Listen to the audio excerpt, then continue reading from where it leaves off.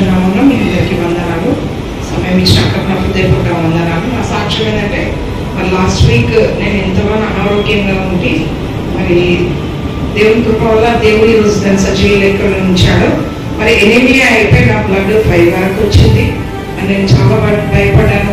మరి doctors blood transfusion చేయాలన్నప్పుడు నేను హాస్పిటల్కి వెళ్ళి మరి నేను జాయిన్ అయ్యి 1 వీక్ అక్కడ ఉన్నప్పుడు మరి నేను ఎన్నోసార్లు అక్క రాలేదని నేను బాధపడ్డాను. కానీ దైవజనులు ఎక్కడి నుండి ప్రార్థన చేసినని అది నిశ్చయంగా దేవుడు వినేవాడు.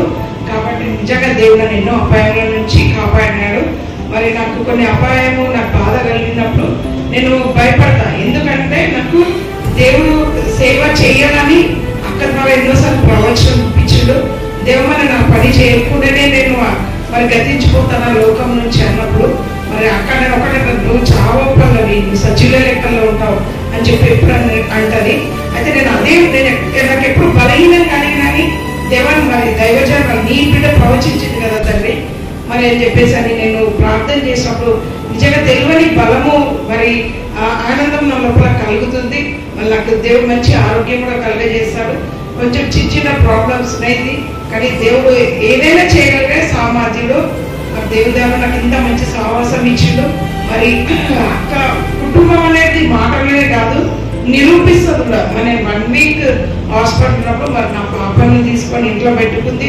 నిజంగా సొంత వాళ్ళు ఒక్కరు కూడా నాకు ఫోన్ చేయలేదు. కానీ అక్క మాత్రము ఎన్నోసార్లు ఫోన్ చేసి నాకు ప్రేయర్ చేస్తూ మరి చెల్లి ఎట్లుంది అని అడుగుతూ మరి నా బిడ్డను నాకైతే నేను ఒక్క రోజు కూడా పాప ఎట్లుందని ఆలోచన నాకు రాలేదు. ఎందుకంటే వాళ్ళ అక్కలు వాళ్ళ పెద్దమ్మ ఎంతో బాగా చూసుకుంటారని నిజంగా నేను ఎంతో ముందుపోయినప్పుడు వాళ్ళ దైవజన్ ఎవ్వరు కాదు వాళ్ళని దేవుడు ఒక్కడే. నిజంగా దేవుడు ఒక్కడే. మనకు రక్త సంబంధం కదా, దేవుని రక్త సంబంధం చాలా ముఖ్యము. మరి నా కోసం నిత్యం ప్రార్థిస్తున్న నా ఆత్మీయ తల్లి నా సహోదరికి మరి నా 2 బిడ్డలకు కూడా నా హృదయపూర్వకంగా వందనాలు.